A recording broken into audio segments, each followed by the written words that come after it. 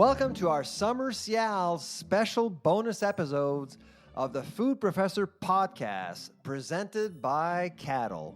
As the official podcast for the SIAL Food Innovation show this year in Montreal, Sylvain and I had the opportunity to interview the leading thought leaders, brands, and makers in the food industry. As the saying goes, these are their stories. Stay tuned for Season 5 of the Food Professor podcast, debuting August 29th. We'll be back on the mic together, live with our particular brand of truth, insight, interviews, custom research from our friends at Caddle, and yes, a little bit of fun. On this episode, me, Guy Chartier, CEO of Maid Honey Limited, a leading food cooperative based in Alberta and Manitoba with 300 Western Canadian beekeepers who take care of the honeybees and harvest their pure, delicious honey.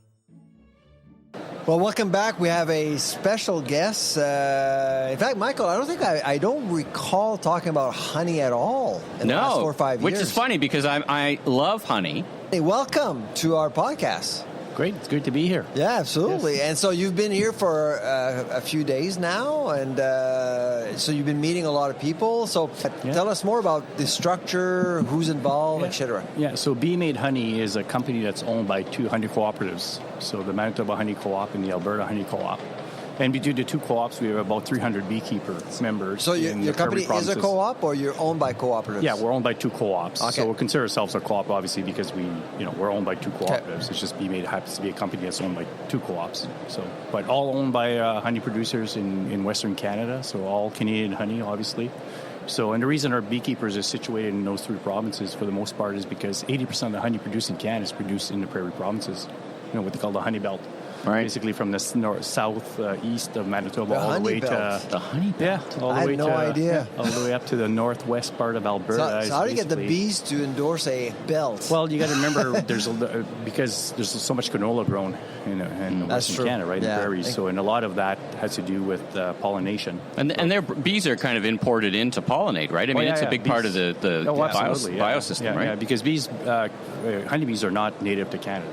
Right, so for the most part, if you didn't have beekeepers to take care of them, you wouldn't have honeybees. Right. So it's important to have the beekeepers behind them. And canola fields are a feast for bees. Absolutely. Yeah. And not only that, but they produce a very nice honey, a very light colored honey. Yeah. So good quality product, very tasty product, so a very consistent product. So so that's why it works so well to be situated where we are. So we have a plant in Winnipeg. And packing facility, and we also have one in Spruce Grove in Alberta. Now, I understand you're the largest honey packer in Canada, correct? I think so. I think we're pretty darn close. That's what I was told. So we're pretty darn close. We're definitely on tonnage-wise, we sell more honey than anybody else on the grocery store shelf in Canada. So there's no doubt about that. So what brands are you supporting? So we do a lot of the store brands in Canada, and we also do the Maid brand. Obviously, it's very well known in Western Canada, especially in Western Canada. It's been most people have grown up with the Maid brand and the cream honey and so on, and there. So. And, so we do very well at retail, food service as well, where we are supplying the two largest food service distributors in Canada.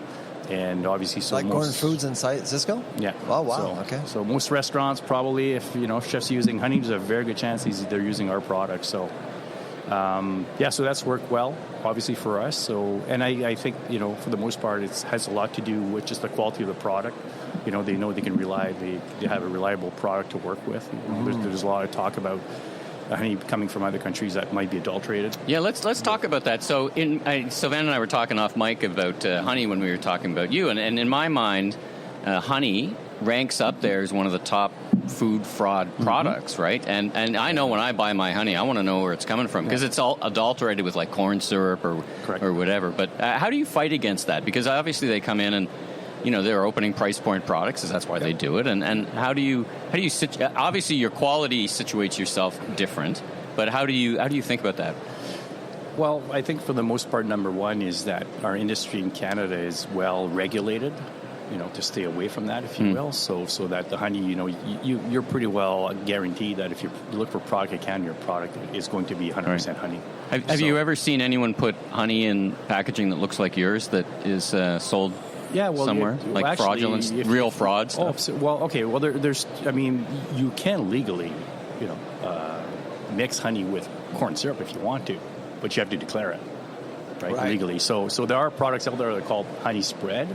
Oh, I see. Not honey. So if it says honey spread, probably because it's blended with something else. Right. So you can do that. But it would be mentioned in the list of ingredients. But it should be mentioned in the list of ingredients. The issue we have is a lot of countries, especially China, for example, where they ship honey that has been blended with other liquid sugars, but they don't declare it.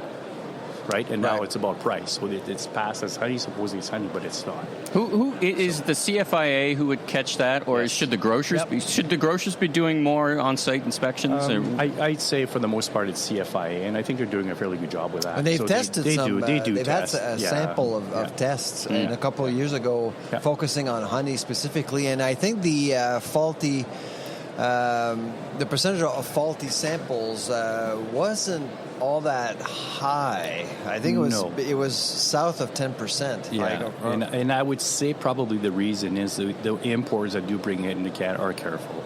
Okay, right, they do their own testing. They know that CFI is keeping an eye on it, so they're not going to take the chance. But so all of that noise around fraud is not impacting your brand and your ability to do business. It's impacting, I'd say, the industry overall in the world, absolutely. But us specifically here in Canada, I'd say probably not as much as other countries. So you're at SIAL here, and so we spoke before we went on air.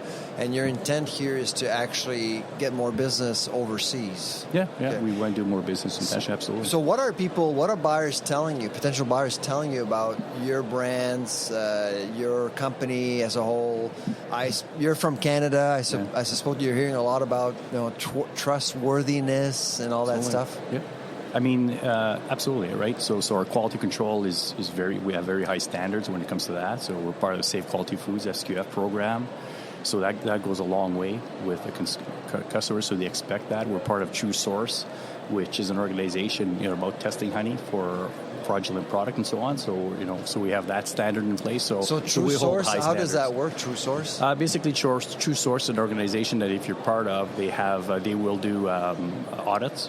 Okay. Right, so they will have third-party audits done into your establishment to make sure all the honey meets the specification that's supposed to. These audits, are they pre-announced or are they just random? No, a lot of them, they will just be unannounced. They come in and they'll do their thing. So, and then, there's different... if you're a country where you're higher risk, then obviously they're a little bit more focused on that. But a country like Canada... Argentina, for example, it's less risky because there's less fraudulent honey. So I'd say that we still get audited. There's still an audit, but it's not as as stringent, if you will. So, but yeah. Well, let's talk about more fun stuff. So, what does innovation look like in the honey category? When I think of innovation, I've seen there's a hot honey trend, for example, and when you think of a product that is creamed honey, so what does innovation look like, and what are you guys working on? Well, for us, I think a lot of it is around packaging. Innovation around that. So we come out with a product called Little Honeys, which is a portion pack, but it's a little bit of a different format than you typically see for soy sauce or ketchup. It's more of a elongated product, and it looks quite neat, and it's used for a lot for coffee stations. Right, it's a different segment of the market that we're going after. So there's a convenience. So a lot of coffee shops would have honey in a bottle, and that got sticky. And they're and just didn't work very well. With the Little Honeys, it's a great product that you just take, put in your coffee, and off you go, and it works well. So, and that's been very successful for us, and we're having a lot of success or a lot of attention on that product in Asia as well. Oh, good. So format innovation is kind of foremost in your mind. Yes, format, and we also manufacture our own plastic bottles. Okay. So we do that ourselves in our plant in Alberta. So and there's a bit of wow. Yeah. Why do you do that? You're vertically reverse integrated. Is it just you couldn't find a reliable source, or? No, it's a matter. There's a couple things around that, right? It's more environmentally friendly, obviously, because you don't have all these trucks of bottles on the road. Sure. Because we just do it at our own plant. You extrude them. You buy the pellets, extrude, and make plastic bottles. Yeah, we do that as well. Wow. Yeah, so it's all in there. So then, so there's let's have an environmental footprint. So that's very important. But obviously, there's a cost. There's a cost savings we can pass on to our customers as well. Sure. Get you more competitive because we don't have to worry about that profit margin on the bottle itself, right? Because we manufacture ourselves. So that works quite well. Go ahead. Is the overall honey market growing, and if so, why? That was going to be my question. Yeah, absolutely. I think you're seeing for the most part the category is probably growing 3 to 5% a year. Which is substantial year after year. So it does very well. I mean, there's a few years where you've seen a little bit of a decrease, but for the most part, it grows every year. What's driving that kind of growth? Is it different uses, or people are looking for more natural solutions, or both? Absolutely. Younger generations are adopting the product? Yeah, absolutely, and it's got that halo effect, about the natural, that it's a natural sweetener. Yeah. Right? So that goes a long way. It's pretty rare you find a grocery store a listed ingredient with only one ingredient, really. It's pretty rare. Yeah. So talk about clean labeling. I was going to say it's a nice ingredient, Dad. Yeah, right? Nice. All it says is ingredients, honey. That's it. Yeah, honey, exactly. and that's all we do. Like I said, we just basically warm it up, and we clean it and we put it in a bottle. That's all we do with it. So, but I mean, and our pride obviously is also, and I think it goes a long ways, the fact that we're producer owned. Right, so that's a message that goes along with people that they like the idea that they're buying something that they're supporting local producers. You did tell me that you're increasing the number of producers you do business with. Yep. And so why are they coming to you? Why are they? Because in most fields we're seeing fewer farmers. You're experiencing the opposite. Why? Well, I think the attractiveness to join our organization is just first of all, many beekeepers would prefer to be beekeepers as opposed to trying to market their product and sell in the open market and stuff. And there's such volatility in the market, especially these days, that it's a stressful thing to be able to do, right? To sell your honey, have you sold the right price? The price goes up, the price goes down. With us, obviously the price goes up and the price goes on as well, but it's a lot more reliable as far as what you're going to get, when you're going to get paid, and so on. We'll take all your honey, we'll market it for you. You don't have to worry about that. You don't have to, what price you're going to sell it at.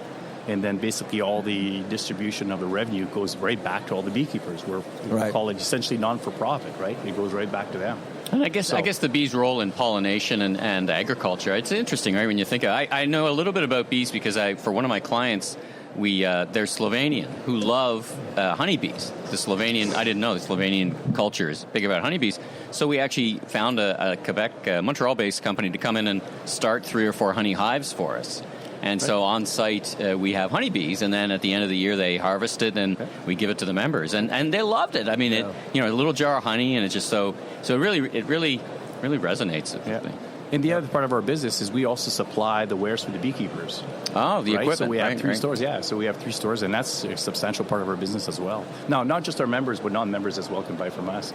But the neat thing about this is we see beekeepers every day, right? Because our stores are located at where our offices are, where our plants are.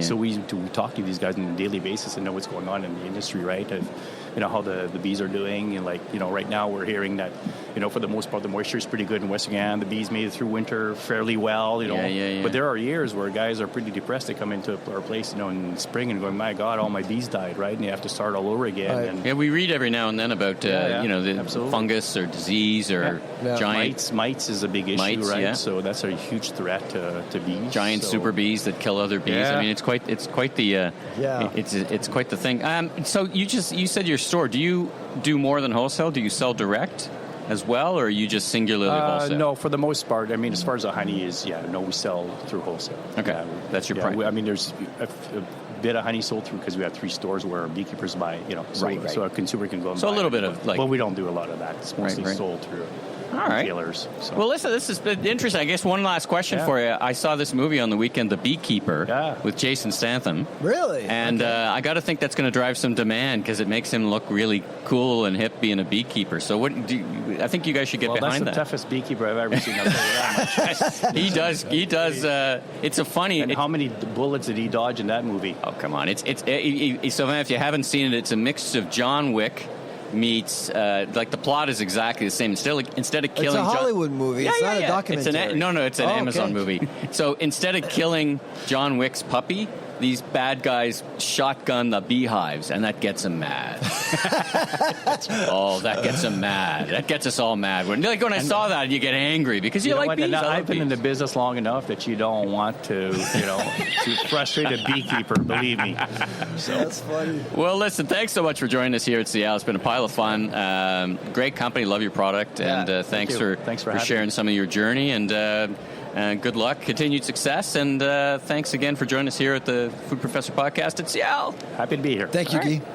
Thanks for tuning in to our summer SIAL bonus interview series. Michael and I will be back live on the microphone together in late August. I'm the Food Professor, Sylvain Charlebois. And I'm Michael LeBlanc, media entrepreneur, consumer growth consultant, and keynote speaker. Safe travels, everyone. See you back in August. Take care.